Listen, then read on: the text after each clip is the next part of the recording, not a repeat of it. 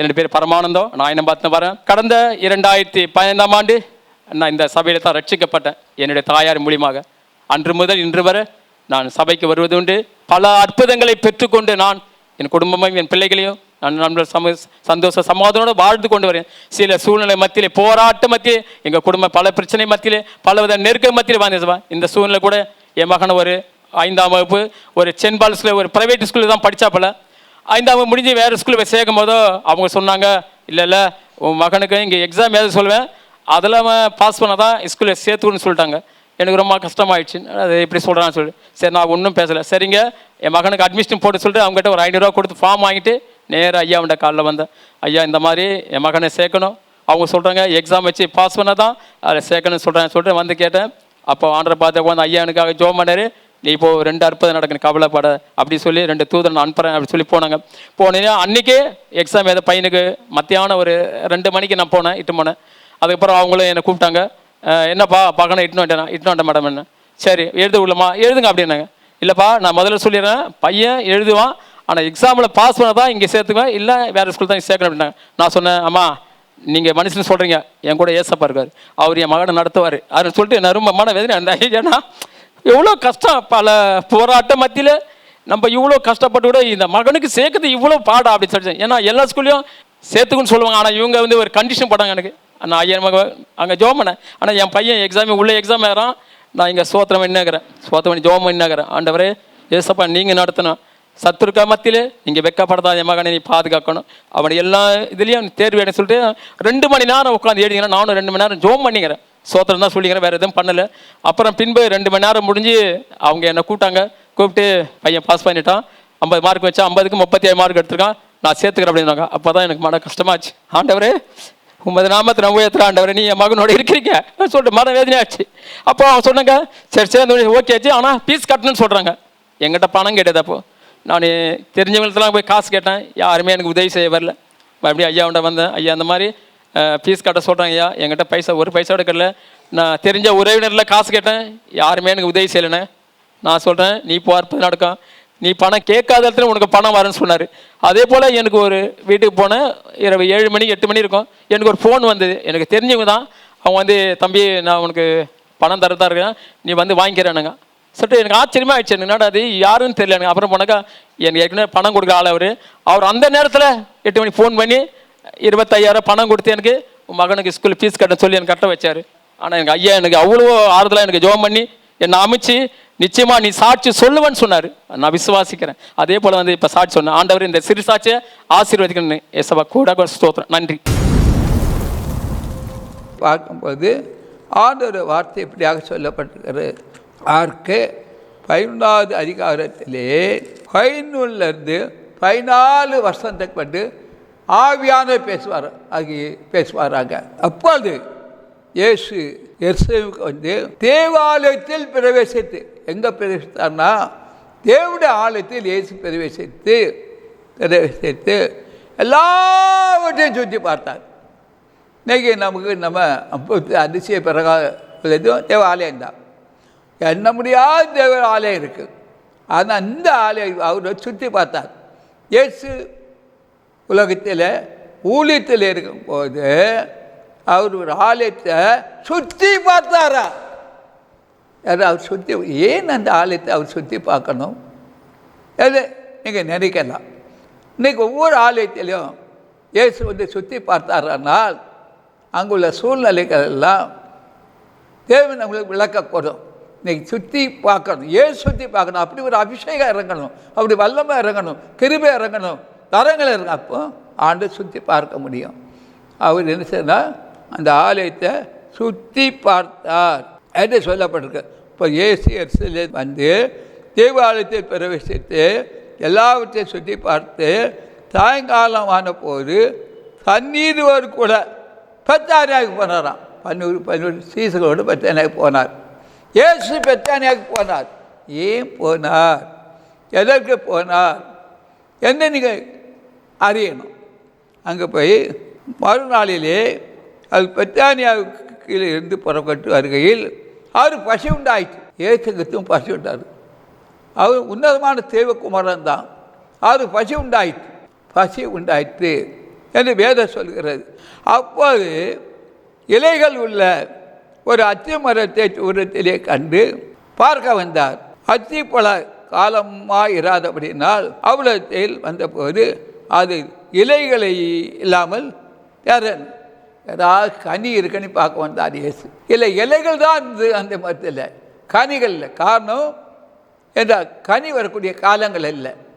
அதனால என்ன செய்து அவர் சுற்றி பார்த்தார். அங்கே பார்க்கும்போது அருமையார்களே, இலைகள் உள்ள ஒரு அத்தி மரத்தை கண்டார். ஆனால் கனி இல்லை. நீ அனைவரில் இலைகள் பூ இருக்குது, இலைகள் பூ, கனி கிடையாது, காயும் கிடையாது, கனி கிடையாது. இதை அவர் சுற்றி பார்த்தார். நீ தேவனுடைய ஆளுத்து வரவங்களாம் இலை மட்டும் இருந்தால் போதுமா? பூ வரணும், காய் வரணும், அதை அவர் சுற்றி பார்த்தார். கனி இல்லாத அத்தி மரம். இன்றைக்கி அதனுடைய எல்லாருக்கும் இலை இருக்குது, சரீரம் இருக்குது, உருவம் இருக்குது. ஆனால் அத்தி மரத்தில் இலை தான் இருந்து, பூ இல்லை, காய் இல்லை, கனி இல்லை. பூ இல்லை, காய் இல்லை, கனி இல்லை. அப்படிப்பட்ட ஒரு அத்தி மரத்தை இயேசு கண்டார். அவர் என்ன நோக்கத்தோடு வந்தார்னா, அவருக்கு பசிக்காக அதில் அத்தி மரத்தை கனின்னு சாப்பிட வந்தார். பசியோடு வந்தார். அவர் பசியை ஆற்றுக்கு இன்னைக்கு கனி இல்லாத ஜீவியும் உலகத்தில் 7 கண்டது இருக்கிறது. கனி இல்லை, மரம் இருக்குது, இலை இருக்குது, பூ இருக்குது, கனி இல்லை. அவர் ஏதாவது கனி இருக்குன்னு தான் அந்த அத்தி மரத்தை அடி வந்தார். அதில் இலைகளை தவிர ஒரு கனி இல்லை. இதைத்தான் அவர் சுற்றி பார்த்தார். பார்த்துக்கிட்டு அப்போது இவளுக்குள்ளே ஒரு அத்தி மரத்தை தூரத்தில் கண்டு அதில் ஏதாவது அகப்படும் என்று பார்க்க வந்தார். அத்தி பல காலம் இராதபடியினால் அது அதில் வந்தபோது அதில் இலைகள் இல்லாமல் வேறு ஒன்றையும் காணவில்லை. அவர் பசிக்காகத்தானே வந்தார். அத்தி மரத்தில் ஏதாவது ஒரு கனி கிடைக்கிட்டு வந்தார். நீ அனுடைய வாழ்க்கையில் கனி உள்ள செய்யவே கிடையாது, கனி கொடுக்குற வாழ்க்கை கிடையாது. கனி இல்லை, மீதெல்லாம் இருக்குது. அப்போ உங்கள் வீட்டுக்கு வந்து இயேசு சுற்றி பார்க்கும்போது என்ன செய்யுது? அத்தி மரத்தில் இலைகள் தான், கனி இல்லை. உங்கள் வீட்டில் கனி இருக்கா? அவர் கனியை தானே விரும்புகிறாரு, கனி உள்ள ஜீவித்தை தானே இருக்கிறாரு. உன் குடும்பத்தில் கனி உள்ள ஜீவி இருக்கா? இல்லை உங்கள்கிட்ட கனி உள்ள ஜீவி இருக்கா? மகன்கிட்ட கனி உள்ள ஜீவி இருக்கா? மகளோட கனி உள்ள ஜீவி இருக்கா? இந்த 7 கண்டது அப்படி தான் இருக்குது. கனி கொடுக்குற ஒரு மரமாக இல்லை, எந்த காலியான மரமாக இருக்குது. அப்படிப்பட்ட ஒரு மரத்தில் ஆனால் கனி இருக்குன்னு போனால் கனி. நீங்கள் அநேக வீட்டுக்கு இயேசு வரலாம், உங்கள் குடும்பத்தில் கனி கொடுக்கக்கூடிய தீமை இல்லை, சீரவாக இருக்கீங்க என்றால் இயேசு அங்கே 100க்கு 100 இல்லை, சாத்தான் தான் இருக்கிறான். அதனால தான் கனி கொடுக்க முடியல. சாத்தானுக்கு அடிமைப்பட்டு இருக்கிறீங்க, விக்கிரகத்துக்கு அடிமைப்பட்டு இருக்கீங்க, பாவத்துக்கு அடிமைப்பட்டு இருக்கீங்க, தாபத்துக்கு அடிமைப்பட்டுருக்க, பேச்சுக்கு அடிமைப்பட்டுருக்க, மதுபானத்துக்கு அடிக்க, மீறுதலுக்கு அடிபட்டு இருக்கிறீங்க. அப்போ எப்படி கனி வரும்? வராது. இது அவர் கண்டார், இயேசு கண்டார். அதான் இயேசு அந்த மரத்தை சபித்தார், அத்தி மரத்தை. அது உங்கள் மரம் சபிக்கப்பட்ட மரமாக இருக்கக்கூடாது. உங்கள் வாழ்க்கை சபிக்கப்பட்ட வாழ்க்கையாக இருக்காது. உன் கணவர் சபித்தப்பட்டவராக இருக்கக்கூடாது. மனைவி சபித்தப்படக்கூடாது. மகன்கள் சபித்தப்பட்ட வாழ்க்கை இருக்கக்கூடாது. மகள்கள் சபித்தப்பட்ட வாழ்க்கை இருக்கு. உன் தொழில் சபிக்கப்பட்ட தொழில் இருக்காது. வேலை சபிக்கப்பட்டா இருக்கக்கூடாது. எல்லாம் கனி கொடுக்கிற மாதிரி இருக்கணும். இருந்தால் நிச்சயமாக அப்பொழுது இயேசு அதை பார்த்து, இது முதல் நீ ஒரு காலம் ஒருவரும் உனது கனியை புஷாது இருக்க கடவுள் என்றார். அதை அவருடைய சீசனுக்கு கேட்டார்கள். அப்போ எனக்கு கனி என்ன சபிச்சாச்சு. அவர் தீமை சரி இல்லை, எத்தனையோ தடவை சொல்கிறார் ஆவியானவர். மனம் திரும்புகள் சொல்கிறார். யார் மனம் திரும்பார்? ஊழியர் சொல்லிகிட்டே போவார். அவருக்கு சொல்கிறாரு, அவருக்காக சொல்கிறாரு, அவர் காணிக்கையாக சொல்கிறாருப்பாங்க. அதுதான் இன்றைக்கி உலகத்தில் நடக்குது. ஏன்னா தன் பாவங்களை மறைக்கிறவன் வாழ்வு அடையவே மாட்டான். அதை அறிக்கை செய்து இறக்கும். அதே போல் அந்த அத்தி மரம் சபிக்கப்பட்டதை பார்க்குறான். கனி இல்லை, ஒரு கனி இல்லை. இன்றைக்கி உலகம் முழுவதும் பல ஆண்டுகள் வாழ்கிறாங்க. ஆனால் வர்றன் வரும்போது கிறிஸ்துவுக்குள் மரித்தார் என்று அடக்குறாங்க. மனுஷன் மண்ணிலேருந்து எடுக்க மண்ணுக்கு சொந்தம். ஆத்மா யார் சொந்தம்? கர்த்தருக்கு சொந்தம். கர்த்தர் வாழ்ந்தால் தானே ஆத்மா கர்த்தருக்கு சொந்தம். இங்கே பெரிய அடக்காரெல்லாம் பண்ணி ஆரம் பண்ணி அடக்கூடாது. ஆனால் அங்கே யார் வந்துன்னா தூதர்கள் வந்து வாழ்த்துறாங்க. மகிமை ராஜ்யம் தூதர்கள் வந்து வாழ்த்துறாங்க. ஏன்னா மகிமை ராஜ்யத்தில் அதை பார்க்கணும்.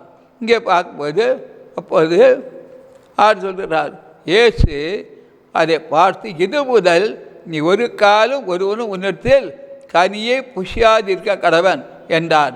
அதை அவருடைய சீசர்கள் கேட்டார்கள். அல்லேலூயா, அல்லேலூயா, அல்லேலூயா. அருமையான சொன்னேன். கனி உள்ள செவி வேணும். வற்றாத நீர் விட்டு இருப்பாயின்னு நம்ம பாட்டு பாடுறோம். வற்றாத நீர் விட்டா நாம் இருக்கோம்னா 24 மணி நேரம் அபிஷேகம், ஏற்றுடைய உயிர் தந்த வல்லமை, ஆவிக்குரிய உண்மை வரங்கள், அதான் கட்டாத கனி கொடுக்குற செய்வி.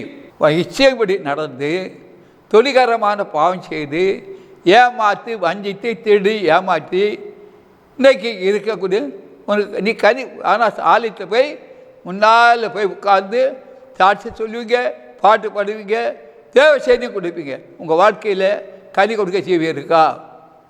நீ வச்சுக்க பட்டமே வார்த்தை உன்னை விட்டோம், ஏதோ மறந்துடாத.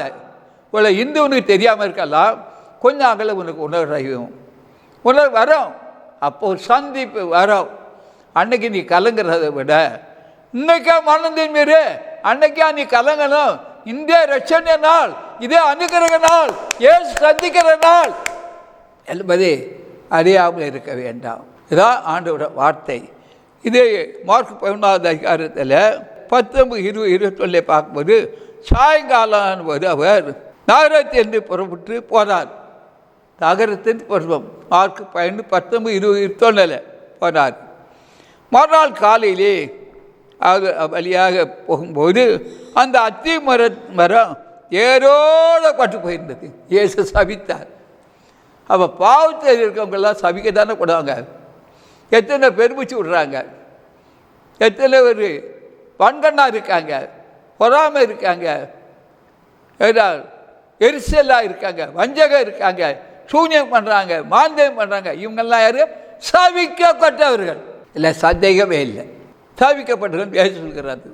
வெளி தோட்டத்துக்கு எல்லாம் போய் தசம் காணிக்க வைப்பாங்க, எல்லாம் கட்டாரம் கட்டி கொடுப்பாங்க, டேபிள் சேர்லாம் வாங்கி கொடுவாங்க, நிறைய குளித்து வச்சு. ஆனால் நீ எப்படிப்பட்ட அந்த காணிக்க எப்படி வந்தது? ஏமாற்றி வஞ்சிட்டு வாங்கி கொண்டு ஆலயத்தை வைக்கிறார். அது உனக்கு ஆசுவாதமாக இருக்குமா? நீ உழைத்து நீ உன்னை கற்று வைக்க மனிதனை திருப்திப்படுத்தி பண்ணுறான். இது ஒரு நாள் உனக்கு சாபமாகத்தான் மாறும். அதில் எந்த சந்தேகமே இல்லை. இது உண்மை, இது சத்தியம் அல்ல நித்தியம் என்பது அறியாமல் இருக்க வேண்டாம். சாயங்காலம் போது ஒரு நகரத்துக்கு புறப்பட்டு போனார். மறுநாள் காலையிலே வெளியாக போகும்போது அந்த அத்தி மரம் ஏரோடு பட்டு கண்டார்கள். தேதி நினைவு வந்து அவர் நோக்கி, ரவி, நீர் இந்த சாபித்த அத்தி மரம் பட்டு போயிடுது. அப்போ எத்தனையோ ஒரு சாபு போடுறாங்க பார்த்தீங்களா? அந்த சாபத்துக்கு நம்ம காரணமாக இருக்கலாமா? இருக்கக்கூடாது. அத்தி மரம் ஏசு சபித்தா பட்டு போயிட்டு. அப்போ நீங்கள் செய்த பாவத்தினால, நீங்கள் செய்கிற கொடுமையினால், நீங்கள் செய்த அக்கிரமனால, அடுத்த பொருளை தெடினால, அடுத்த நிலத்தை தெடினால, அடுத்தவங்க சூழ்ச்சி பண்ணுறதுனால, அடுத்து மாந்திரி செய்கிறதால நீ நிச்சயமாக அத்தி மரம் வேரோடு பட்டு போன போல ஓ மரம் பட்டு போயிட்டுன்னு நினச்சிக்க. அதில் எந்த மாற்றமும் கிடையாது. இது தேவனுடைய வார்த்தை. அறிவியாளர்களே, அலைவர்கள் அறியாமல் செய்கிறான்னு சொல்ல முடியாது. இப்போ அறிந்து தான் செய்கிறாங்க, துணிகரமாக செய்கிறாங்க. என்றால் உலகம் முழுவதும் நீ ஆதாயப்படுத்தி கொண்டாலும் உன் ஆத்மா நஷ்டப்பட்டால் லாபம் என்ன? லாபம் கிடையாது. நீ துணிகரமான காரியங்களை செய்தீங்க என்றால் அவ்வளவு பணம் இருக்குது, ஆள்பலம் இருக்குது, ப்ராப்பர்ட்டி இருக்குது, எல்லாம் உன்னை நீ மேன்மைப்படுத்துகிறார். ஒரு நாள் என்றால் சோதங்குமாரம் மாதிரி ஒரு அழிவு வரும். அந்த அழிவு வரும்போது நீ நிலை நிற்க முடியுமா? தப்ப முடியுமா? சோதாம் விட்டு லோத்தை திரும்பி பார்க்காம ஓடினார். ஆனால் லோத்து திரும்பி பார்த்தால் உப்புத்துனார். அதே போல ரட்சிக்கப்பட்டவர் கூட, அபிஷேகம் பெற்றவர் கூட, மனம் ஞானஸ்தானம் கூட, அந்த பல சாட்சி சொன்னவங்க கூட, அந்த பாட்டு பாடின கூட, என்ற லோத்து மனைவி மாதிரி தான் இருக்கிறாங்க. லோத்து மனைவி எப்படி இருந்தால் அப்படிதான் இருக்கிறாங்க. என்றால் அந்த பொல்லாத ஆய்வு வந்து அவங்கள ஆண்டுடைய வழியில் போகாத அப்படி பின்னோக்கம் பண்ணிட்டான். பொல்லாத வழி, அதுதான் பொல்லாத வழிகள். அதுக்கு இடப்பட்டு ஏன்னா சாத்தாங்குள்ள புகுந்து என்றால் பொல்லாத சாத்தான். இன்றைக்கி அதனுடைய வாழ்க்கையில் இயேசு 100க்கு 100 இல்லை, இயேசு தான் இருக்கணும், சாத்தான் ஹீரோவாக இருக்கணும். நீங்கள் அதனுடைய வாழ்க்கை சாத்தான் தான் 100க்கு 100 இருக்கிறான். இயேசு இல்லை, வெளி தோற்றத்துக்கு எல்லாம் நடிப்பு தான் இருக்குது உலகம் முழுவதும். நான் ஒரு ஆளை குற்றம் சொல்லலை, நான் எங்கே போனாலும் உண்மை உச்சமும் நேர்மும் கிடையாது. அவங்க விண்ணப்பத்துக்கு செல்ல கதறுவாங்க, அழுவாங்க. யோ என் மகனுக்கு இப்படி ஆச்சு, மகளுக்கு ஆச்சு, எனக்கு இப்படி ஆச்சு, என் தொழிலுக்கு இப்படி ஆச்சு, என் குடும்பத்துக்கு ஆச்சு. ஆனால் இயேசு விடுதலை கொடு. அதுக்கு பிறகு அப்படியே பல்ட்டி எடுத்துடுவாங்க, அப்படியே ஆப்போசிட்டாக மாறிடுவாங்க. இதான் உங்களுக்கு அதுதான் ஆண்டு சொன்னார். எல்லாவற்றையும் தேவன் உருவாக்குனார். நல்லது நல்லது நல்லது கண்டார். மனிதனை உருவாக்க என் மனசாவிட்டா மனிதன் அப்படிப்பட்டவன் தான். மனிதன் தான் மந்திர வகை தேடி போவான், மனுஷன் தான் மந்திர வகை தேடுவான். அதுதான் சூரியகாந்தி அடிப்பான், சூரியகாந்தி அடி ஆற்று அழிக்கணும் என்று சொல்லி பிக்கறதுக்கு என்ன செய்வாங்க தெரியுமா? பிக்கறதுக்கு மனிதர்களை நரபலி கொடுத்து, மனுஷங்களை நரபலி கொடுத்து, மிருகங்களை நரப்படுத்து, விலங்கு எடுத்து தீட்டு இதை எடுத்து பூஜை போட்டு செய்வாங்க. ஏன்னா அழிக்கணும். இயேசு அழிக்கவா வந்தார்? ரட்சிக்க வந்தார். ஒன்று அழிக்க எத்தனை நிமிஷம் ஆகும் சிந்தித்து பார். என்றால் இன்று இருக்கிறது நீ நாளை பாரு. இன்னைக்கு 2025 என்ன ஒரு தடவை இந்த ஆகஸ்ட் பார்க்க முடியுமா? யாரும் பார்க்க முடியாது.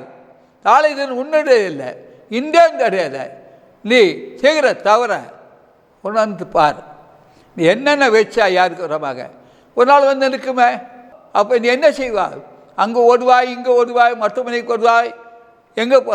ஆனால் கடைசியில் முடிவு பரிதாபம்.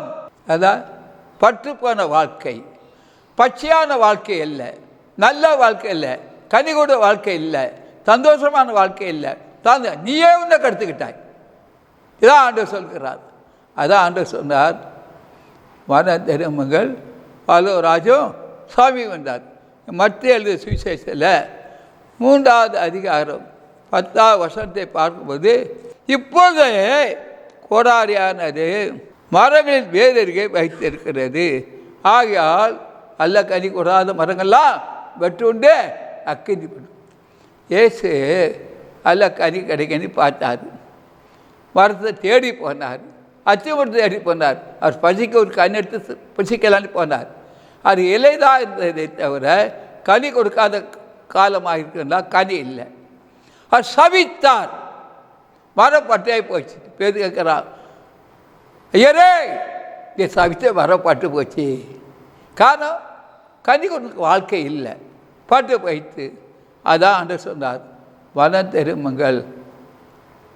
பலவராஜ்யம் சாவி சொன்னார், வனம் திரும்பின வாழ்க்கை நமக்கு வேண்டும், கனி கொடுக்கிற வாழ்க்கை வேண்டும், நல்ல ஜீவி வேண்டும், சமாதானம் வேண்டும், சந்தோஷம் வேண்டும். அப்படி இருந்தால் உங்களுக்கு நல்ல கனி கொடுப்பீங்க. உலக பிரகாரமாக உலகம் மனுஷன் வார்த்தை கேட்டு, மனுஷனுடைய வார்த்தை கேட்டு சித்தின்ப பெரியராட்டு, பாவ பெரியராட்டு, பேச்சார பெரியராட்டு, ஏமாற்றுகளாக, தெளிவுகளாக, அடுத்தவங்களில் பெருமூச்சு விடுகளாக, அதேபோல் பண்கண்களாக எப்படியாவது அடுத்தவங்க அழிஞ்சு போயிடணும். நம்ம மட்டும் நல்லா இருக்கணும். எப்படி நல்லா இருக்க முடியும்? வேதம் சொல்கிறத காலத்தி 6:7 ஒரு எதை விதைச்சான்னு அறுப்பான், நல்ல விதை நல்ல இருப்பான், கட்டவும் கட்ட இருப்பான், அறுத்து தானே தீரணும். அது இல்லை. கொஞ்சம் புரிஞ்சுக்கிடுங்க. இது சத்தியம் நித்தியம், எல்லாம் அழிஞ்சு போகும். அந்த வார்த்தை அழியாதுங்க. என்றால் இது சத்தியம் நித்தியம். இந்த வார்த்தையை கொண்டு உங்களுக்கு பேசுகிறார். இந்து வாழ்க்கையில் கனி கொடுக்கிற ஒரு மகனாக, கனி கொடுக்கிற மகளாக, கனி கொடுக்கிற குடும்பமாக, கனி கொடுக்கிற சபையாக, சனை ஒரு வாழ்க்கையாக இருந்தால் நித்திய கனியை நீ கொடுக்க முடியும். இல்லைன்னா உனக்கு ஒரு நாள் எந்த நேரத்தில் சரியாக வரும், அப்படி அலறுவாய், அங்கே ஓடுவா இங்கே ஓடுவா, உன்னை காப்பாற்ற யாரும் முடியும்?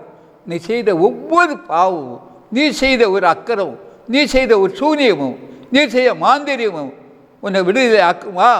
ஆக்காது, ஆக்காது. ஏசுதா மானாந்தரும்பளுக்கு விடுதலை, நல்ல விடுதலை கிடைக்குமா? உன் வாழ்க்கையில் எத்தனையோ வருஷமாக பேசுகிறார் ஆண்டவர். வேதத்தில் ஒவ்வொரு வசனத்தையும் ஒரு எழுத்தையும் பேசுகிறார். நீ மறந்துடும் இல்லையே, அது அல்ல என்றால் நீ ஆளித்தவி ஏமாத்துறார். பல லட்சம் ரூபாய் கொண்டு சர்ச்சில் கொடுக்குறார். ஆனால் ஏமாத்த நான் செய்து ஆண்டு கண்டார அவரே அறிவார்.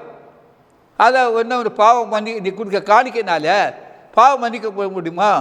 பாவம் மன்னிக்க முடியாது. சாபம் மன்னிக்க முடியுமா? எத்தனை ஆத்மாவை நீ அழிச்சாய், மாந்திரத்தால், பில்லி சுட்டால், ஏவல்னால. இதுக்கு அத்திமரம் பட்டு போன மாதிரி கொஞ்சம் சவித்து விட்டார். அவர் பட்டு போயிச்சா எது சொல்லி விடுகிறது கஷ்டம்தான். இதான் ஆண்டோட வார்த்தை. காரணம் நீ தானே, நீ தானே. அவராக செய்தாரே, நல்ல கனி கொடுங்கள், சமாதானமாக இருக்க, அடுத்த ஆத்மா அழிக்கைக்காக முயற்சி பண்ணாத, அடுத்த ஆத்மாக மந்தாட்டு போகாத, சூன்யக்காரனுக்கு போகாத, இந்த உட்கார கோயிலுக்கு போய் மனுஷன் நரபலி கொடுத்து, மனுஷன் நரபலி கொடுத்து, மிருகங்களை நரபலி கொடுத்து, பறவைகளை நரபலி கொடுத்து, அணிவலை பலி கொடுத்து, இந்த அதே சமயத்தில் இது தீட்டை வச்சு நீ சூழ்ச்சி பண்ணிய, எத்தனை தீட்டு பண்ணியிருக்கு, தீட்டை வச்சு பண்ணான். ஆள் தேவை சிட்டு இல்லாமல் தலையிருந்து ஒரு மயிர்கிழமை விழுமா? விழாது. ஆத்மா வெளியேறப்பட்டது தெரியுமா? ஒரு ஆத்மா வெளியேறப்பட்டது. இதை யாரும் அழிக்க முடியாது. உன் மாந்திரம் அழிக்காது, உன் சூனியம் அழிக்காது, உன் செய்வனை அழிக்காது. நீ சபதம் பண்ணாலும் சரி, யாகம் பண்ணாலும் சரி, ஒன்றும் செய்யாது. ஏதா அவங்க பெற்ற அபிஷேகம் அவங்களும் இருக்குது, ஆவியாங்களோடு இருக்கிறாரு.